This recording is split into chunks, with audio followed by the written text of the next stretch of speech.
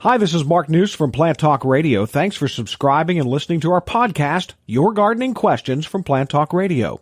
If you have a gardening question you'd like our host Fred Howard to answer, send him an email. The email address is fred@planttalkradio.com. Now for today's question.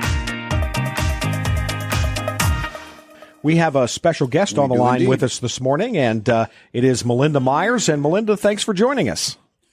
Thank you for having me. It's always great to chat gardening, especially in my home state of Ohio. Well, that's good. Now, I was remembering that you moved into what I think you called junk soil and had to start over again a little while back. How are you doing with adapting, either you adapting the garden or the garden adapting your circumstances?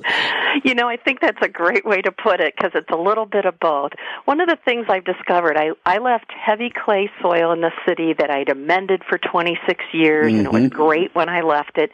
Now I have sand and rock, and I've discovered that being a little bit older and not feeling I have 26 years to improve the soil, I've done some things like lasagna gardening, and last year I tried hugelkultur gardening. Hello. Which, I know.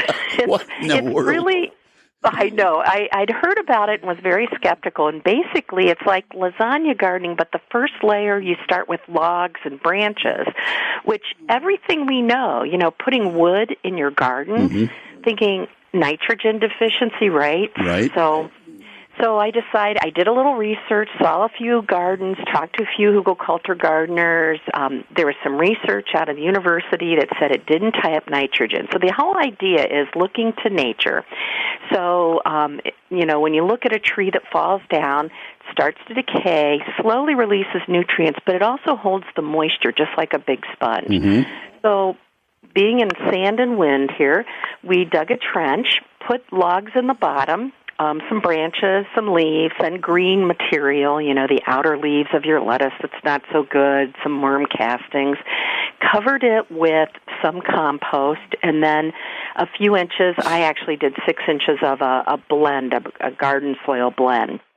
And then I'd read somewhere somebody planted sweet potatoes, and I'm thinking, right, sweet potatoes in this, I'm going to be pulling branches out when I harvest. So I had a flat of sweet potatoes. It was a fluke. I had a flat of sweet potatoes. It was July. I planted them. I had a huge harvest out of this garden. And it was amazing. So the benefit of this is it's supposed to give me decades. So all that work, because it was work. Some people build it all on ground and make this huge bed. Mine was 2 feet deep and then just a couple feet above. So it looks like a traditional raised bed. Okay. And it's supposed to give me a decade or more of benefit so that I will have less watering, less fertilizing. So we'll have to talk in 10 years about this.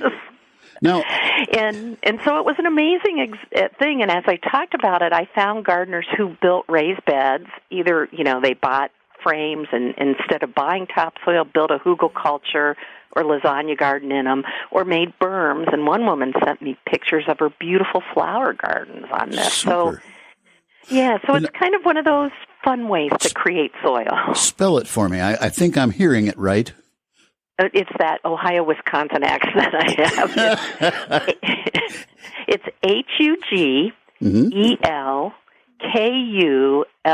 Hugelkultur, hugelkultur, with no E on the end, hugelkultur. It's German for mound gardening. I'll be darned. That's interesting.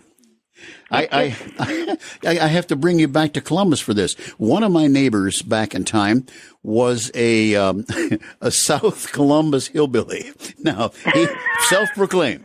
And he would start a bed for roses, whatever, because he was really into roses, by doing almost exactly what you're talking about. Said he learned it from his grandmother, whatever. She didn't have a name for it, but he would dig a trench and compost in that trench with twigs and things. Now, he wasn't using a whole lot of actual wood, but he would spend 2 years getting a trench up to filled and et cetera, and had roses that were, well, I'll call them superior. So I just never have heard this hugelkultur. That's interesting. And it's been around for centuries. When I did a little research, nobody could really define who introduced it, and it's become very popular with the whole permaculture movement and sustainability. But I think gardeners, I always laugh. I just gave a talk the other night, and I said, I think most gardeners have been sustainable. You know, we always try to find a second or third life for items, right. Building our soil, leaves, twigs, branches. Great. Hey, thanks again for listening to our podcast. Be sure to subscribe to our other podcasts as well, the Plant of the Week podcast and the Plant Talk Radio podcast, all on iTunes or your favorite podcast player. If you'd like to sponsor a daily podcast, contact us at fred@planttalkradio.com. To find out more about Fred Hauer and Plant Talk Radio, visit our website, planttalkradio.com. Circle270media.com